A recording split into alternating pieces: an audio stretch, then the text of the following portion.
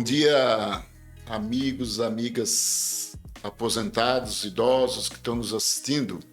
Hoje nós vamos falar sobre um assunto que diz respeito, não exatamente já quem está aposentado, né, idoso já aposentado, mas seria mais para chamar a atenção dos jovens que estão ainda no mercado de trabalho, né, e vão se aposentar daqui a um tempo. É a questão de quanto você vai receber de aposentadoria da Previdência Social, do INSS, quando você se aposenta. As pessoas, enquanto estão trabalhando, são jovens ainda, não se preocupam com isso. Não pensam que um dia elas vão parar de trabalhar, possivelmente não vão ter a mesma renda que tinham quando estavam em atividade, né?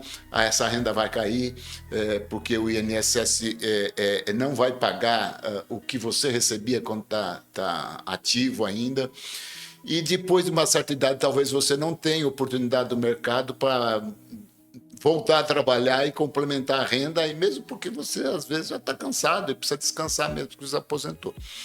Então, para ter uma ideia, hoje o teto de aposentadoria que o INSS paga é de R$ 8.157. Esse é o teto, né? Paga desde um salário mínimo até R$ 8.157.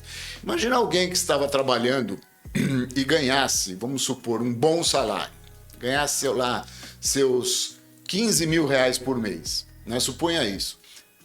Ele se aposenta, ele tem o salário dele praticamente cortado pela metade. Ele ganhava 15 mil, vai ganhar 8. Ele tinha um padrão de vida que ele vai ter que cortar pela metade esse padrão de vida, né? Bom, se ele assumiu, por exemplo, dívidas de longo prazo, por exemplo, e que ele confiava num salário de 15 mil para pagar essa dívida, ele se aposentando, ele não vai ter mais essa quantia, então ele vai ter dificuldade de solvência, né? Então, essa é uma questão importante, é uma questão grave da nossa sociedade, né? Isso depende muito, e aí a gente aqui no sindicato tem insistido, tem falado muito nisso, a respeito da educação financeira. Isso deveria ser uma matéria do currículo escolar, do primeiro e segundo graus, né? Lá, assim, diria ou ensinaria o garoto, o jovem,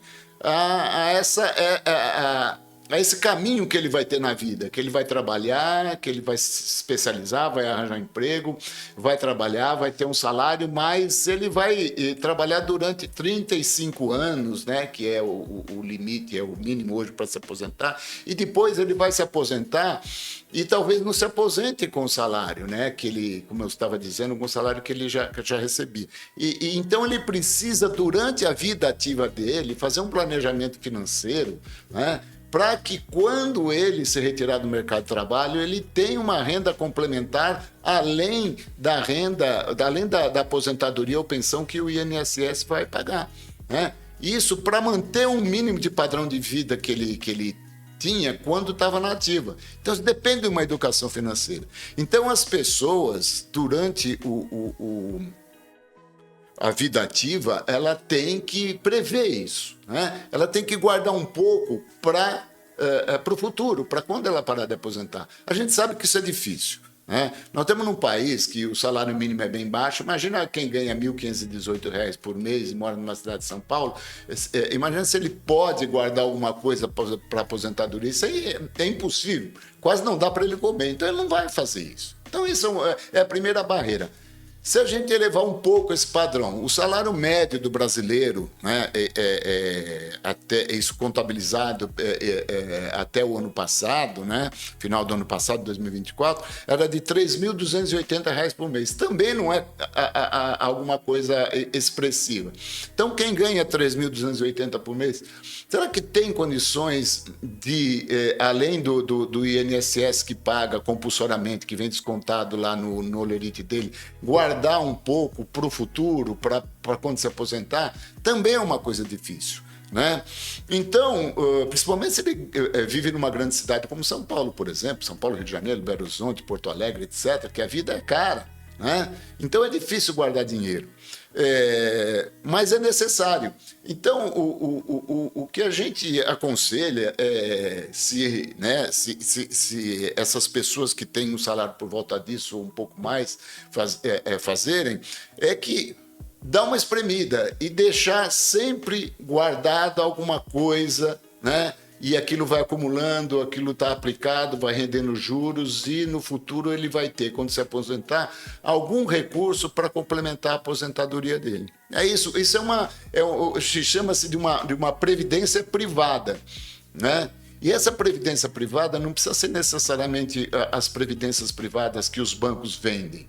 Não precisa ser isso, né? O PGBL, VGBL, que geralmente vocês já viram falar nisso. Mas qualquer tipo de poupança que você ponha no banco e renda algum tipo de juros. Você vai pondo lá um pouco, sempre que for possível, deposita e dá uma esquecida daquilo, né? Para quando você aposentar, você vai lá verificar que você tem um pouquinho de dinheiro para ajudar você na aposentadoria, né? A solução que tem para esse problema é uma solução difícil, dado, como eu estava falando, dos baixos salários, né? Mas com um pouco assim vamos dizer, de boa vontade e sacrifício, dá para a gente guardar um pouquinho para a gente ter alguma coisa quando a gente tiver um pouco mais velho e estiver fora do mercado de trabalho. É isso, obrigado.